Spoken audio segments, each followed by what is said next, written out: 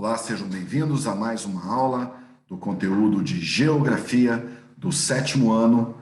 Nós estamos na semana 3. Meu nome é Rander e eu vou estar aqui com vocês. O tema da aula de hoje, terras indígenas e movimentos sociais no campo.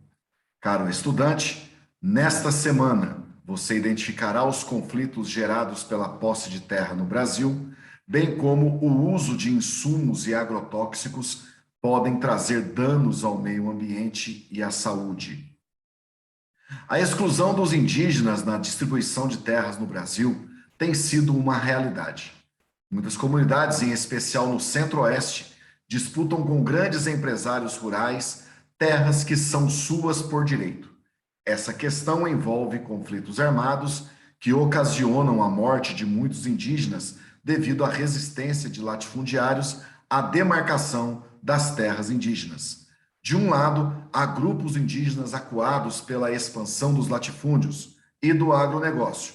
De outro, latifundiários que não admitem perder parte das terras que ocupam. A Fundação Nacional do Índio, FUNAI, considera a terra indígena uma porção do território nacional de propriedade da União, habitada por um ou mais povos indígenas, por eles utilizada para suas atividades produtivas, imprescindível a preservação dos recursos ambientais necessários a seu bem-estar e necessária à sua reprodução física e cultural, segundo seus usos, costumes e tradições. A concentração fundiária agrava problemas relacionados ao desemprego, à miséria e à violência no espaço rural. Essa situação ocasionou a organização de movimentos sociais que reivindicam o acesso à terra. Entre eles, um dos mais conhecidos é o Movimento dos Trabalhadores Rurais Sem Terra, MST, que reivindica a reforma agrária, ou seja, a redistribuição de terras e da renda agrícola como forma de reduzir a concentração fundiária e garantir melhores condições de vida aos trabalhadores do campo.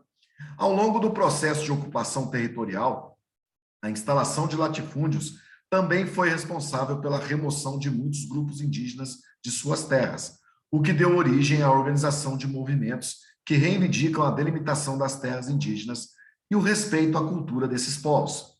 Muitos desses movimentos, que no passado contavam com lideranças de grupos e ONGs não indígenas em sua maioria, hoje contam com líderes indígenas.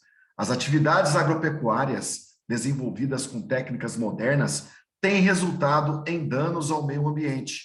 O uso excessivo de agrotóxicos pode causar a contaminação das águas subterrâneas e dos rios, prejudicar a saúde dos trabalhadores e dos animais e comprometer a qualidade dos alimentos. Além disso, esse tipo de agricultura gera outros problemas ambientais. A compactação do solo, que aumenta o risco de erosão, provocada pela utilização de máquinas, e o esgotamento do solo pela falta de rotação de culturas.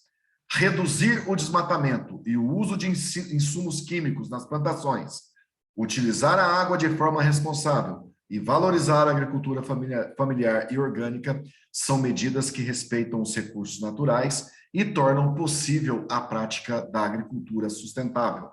A agricultura orgânica, que não utiliza agrotóxicos, insumos industrializados e sementes modificadas geneticamente, tem crescido no Brasil e no mundo.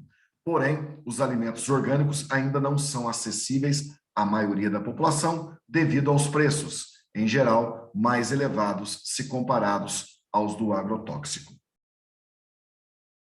Vamos agora para as atividades.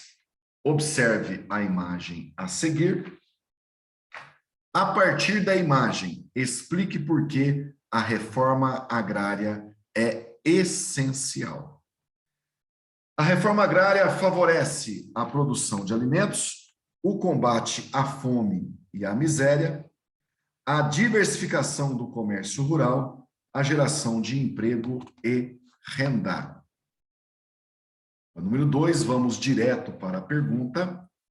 Qual a importância da demarcação de terras de comunidades tradicionais de acordo com o estudo? É muito importante, pois preserva a cultura e garante a dignidade e o sustento das comunidades que precisam ter direito à terra.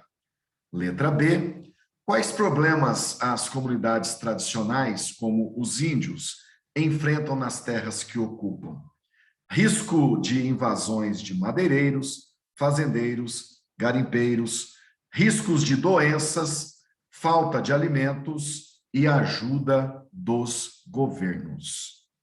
A número 3, a resposta é a letra D.